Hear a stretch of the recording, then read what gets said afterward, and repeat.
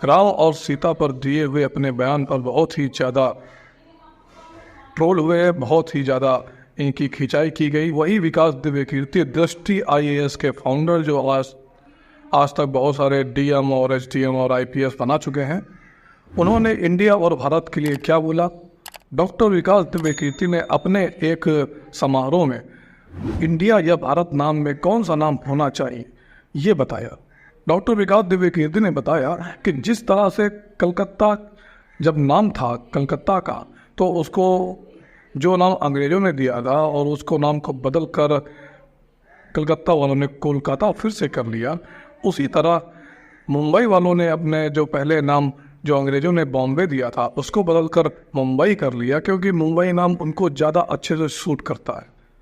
उसके बाद विकास दिव्यकीर्ति ने बताया कि इसी तरह श्रीलंका वाले अपने आप को श्रीलंका कहना ज़्यादा पसंद करते हैं बजाय सीलोन के। डॉक्टर विकास दिव्यकीर्ति ने आगे बताया कि जो भारत है, जो संविधान के अनुच्छेद में मैं जब पढ़ाता था, विकास दिव्यकीर्ति बोले कि जब मैं पढ़ाता था उस समय मुझे ये बात हमेशा अखरती थी कि ये जो इंडिया दैट इज़ भारत, ये बात मुझे बहुत अखरती थी।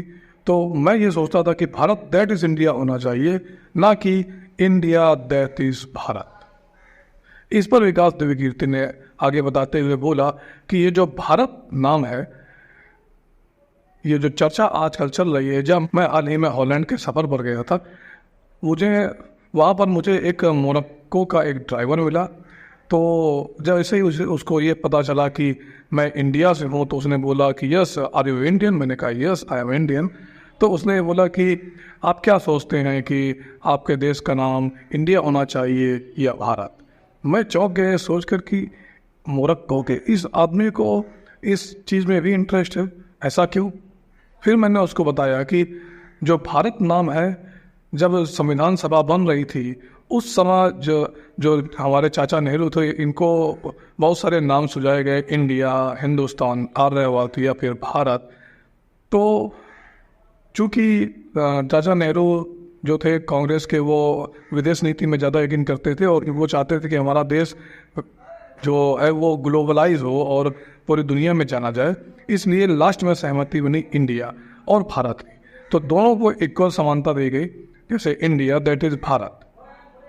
इसी वजह से संविधान के अनुच्छेद में लिखा गया कि इंडिया दैट इज़ भारत।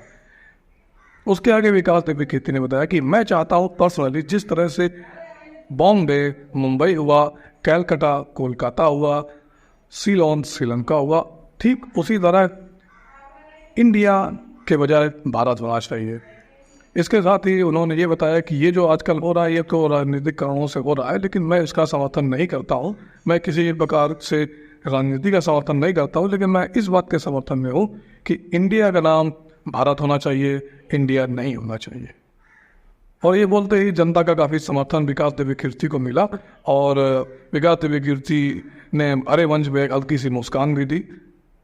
विकास दिव्यकीर्ति जो बहुत ही ज़्यादा युवाओं में ट्रेंडिंग है, उन्होंने अपने इस बात को बोलकर बहुत सारे युवाओं के दिल को ठंडक पहुंचाई। अब देखते हैं कि इंडिया का नाम भारत कब होता है, वो तो बात की बात है, वो तो बाद में पता चलेगा। फिलहाल उन्होंने अपने बारे में साफ कर दिया है कि वो इंडिया नहीं, वो भारत नाम चाहते हैं। अगर आप इस चैनल में नए हैं तो सब्सक्राइब करें, अगर पुराने हैं तो चैनल को लाइक और शेयर करें। धन्यवाद।